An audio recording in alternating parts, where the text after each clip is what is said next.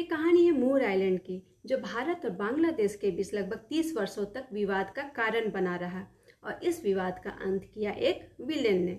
कैसे? चलिए देखते हैं। इंदु की बातें देखने वालों को इंदु का प्यार भरा नमस्कार। दोस्तों, 1947 में जब भारत और पाकिस्तान का बंटवारा हुआ था, तब बांग्लादेश को पूर्वी पाकिस्तान के नाम से जाना जाता था। इन दोनों देशों के बीच में थी बंगाल की खाड़ी का समुद्र और उस ओर बांग्लादेश की नदी हरिभंगा का डेल्टा, और यहीं कहीं थी मूर आइलैंड। 1970 में आए एक भयंकर तूफान भोला साइक्लोन की वजह से यह आइलैंड अस्तित्व में आया, मगर इस आइलैंड का पता चला 1974 में एक सैटेलाइट की मदद से।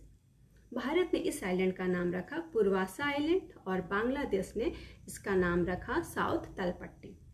अब इन दोनों देशों ने इस आइलैंड पर अपना अपना दावा ठोकना शुरू कर दिया, क्योंकि ऐसा अनुमान था कि यहाँ नेचुरल गैस और ऑयल का अच्छा भंडार होगा, और दूसरी बात कि इन दोनों देशों का अपना बॉर्डर एरिया बढ़ जाएगा।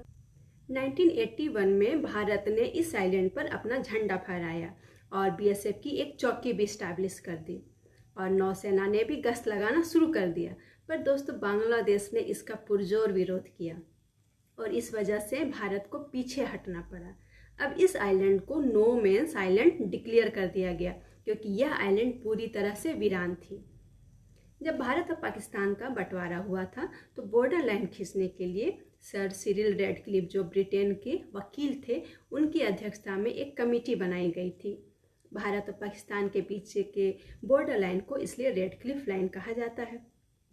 समुद्री बॉर्डर लाइन खींचने के लिए रेडक्लिफ ने एक मिड चैनल फ्लो अर्थात थालवेग का सिद्धांत दिया था, जिसमें जो डीपेस्ट पॉइंट है वहां से बॉर्डर लाइन माना जाएगा।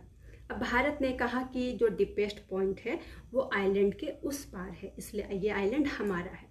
उसी तरह से बांग्लादेश ने भी कहा कि जो डीपेस्ट पॉइंट है वो आइलैंड के उस पार है और आइलैंड हमारे तरफ है, इसलिए ये आइलैंड हमारा है। दोस्तों, 1980 से यह विवाद चला आ रहा था और इधर कोई था जो इस विवाद को जड़ से ही खत्म करने पर लगा हुआ था। जी हाँ दोस्तों, वह थी प्रकृति का गुस्सा।